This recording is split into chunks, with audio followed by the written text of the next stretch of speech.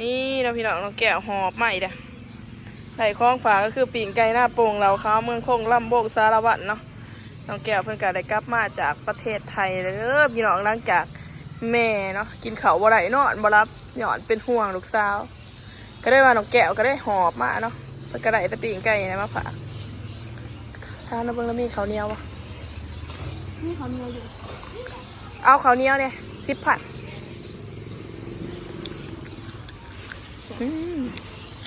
แบบอยู่สบายดีที่น้องแก้วสบายดีพี่น้องคือสิเมื่อยแห้งเนาะเพราะว่านั่งรถนี่ประมาณมื้อหนึ่งคืนหนึ่งเนาะพี่เนาะเมียนบอกว่ามื้อหนึ่งขึ้นมื้อหนึ่งคืนหนึ่งเนาะเพื่อมาหอดกระเสาตอนนี้ก็มานั่งกินเพลเนาะ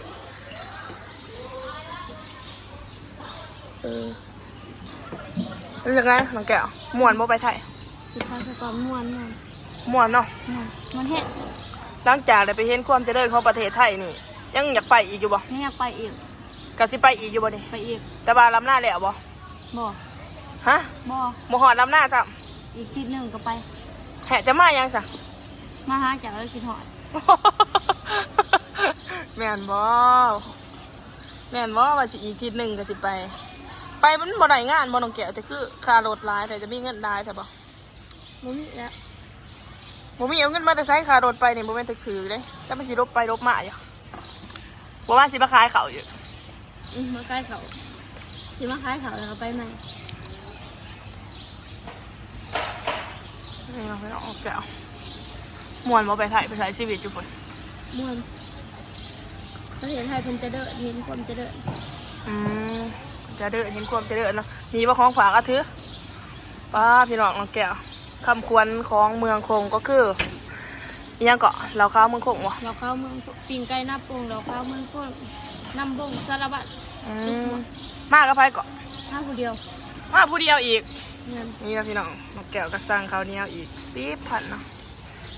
อยากกินข้าวแห้งวันนี้น้องแก้วอยากกินข้าวแห้งโอ้เดี๋ยวมาเบิ่งเพลนะพี่น้องว่าสกินเพลได้ไหมนี่ข่อยในโมน้ำมันยังเพาะแล้วว่าหักแถน้องแก้วเนี่ย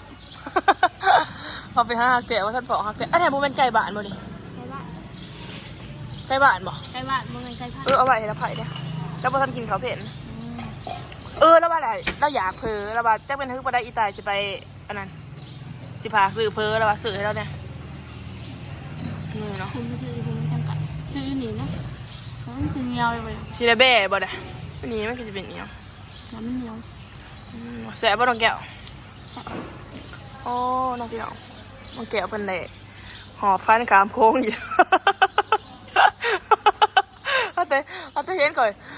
นมากเลยอยากมาน้ำน้องพี่น้องเห็นไปก็อยากไปน้ำซ้อเถื่ออะไรน้องแก้วเป็นแนวนี้เนาะเพราะว่าช่วงนั้นน้องใต้ก็ไปเนาะไปแล้วก็หอบไปน้ำน้องใต้มากก็มาน้ำมันนี่ไปรอบที่2หอบไปน้ำอีกกลับมารอบที่3หอบมาน้ำอีกใต้ขาดเอื่อยบ่ได้ดีบ่ดีใต้น้องแก้วเนาะโอ้พี่น้องกินอย่างอร่อย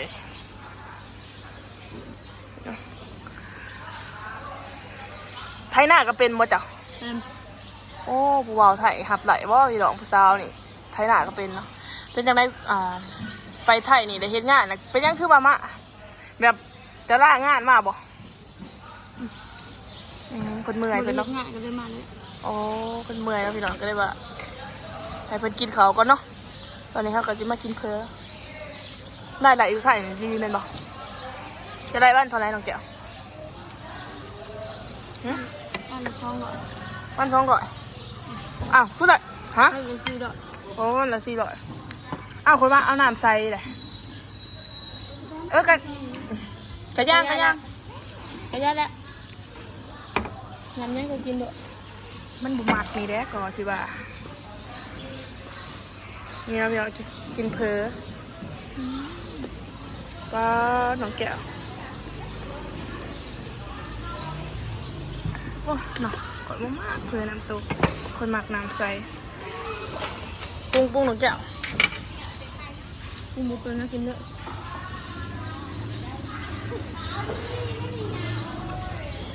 ไหนเงินมาลายวะมาแต่ไทยน้องแก้ว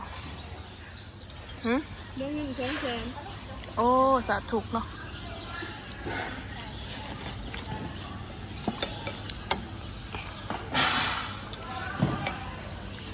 ปรุงเนี่ยตี้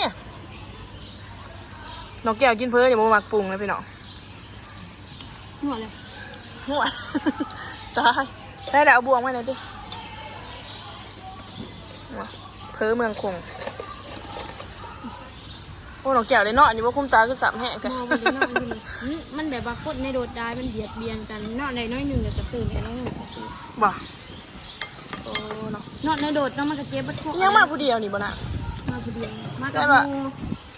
มากับไผ มากับหมู หมูซึ่ง เขาจะว่า อ๋อแล้วแบบอากบมาเนาะแล้วคือบ่มา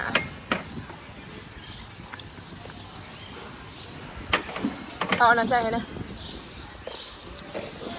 นี่เนาะพ่อเบิ่งใส่ได้ก็บ่มักหอบ โอ้เขาไปไทยไปด่างนี่มีแต่ภูมิงามขาวๆเลยน้องแก้วจะขึ้นลำ ฮะ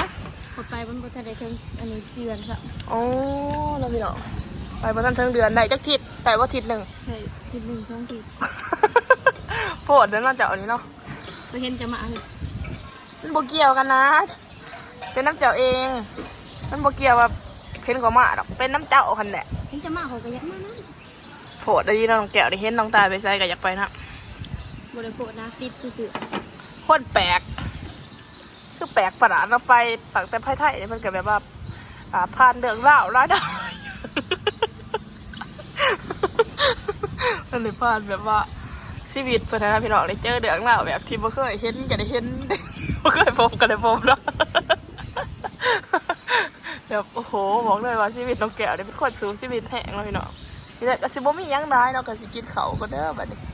เดี๋ยวถ่ายติดตามคลิปต่อไปเนาะว่าจะเป็นจังไรเดี๋ยวสิให้น้องแก้วถ่ายหน้าให้เบิ่งเนาะก็มีแต่ว่าฝากไปติดตามสองคนนี้เด้อพี่น้องคนนี้ก็สิเป็นคนเอาแต่ใจแน่เนาะบ่อีหยังน้อยหนึ่งก็มีแต่หายเนาะเป็นคนแบบประสาทเสียเนาะมึงจีบอกก็ยังแบบเอาใครคืออยู่แบบหิวเขาแฮะมึงโซ่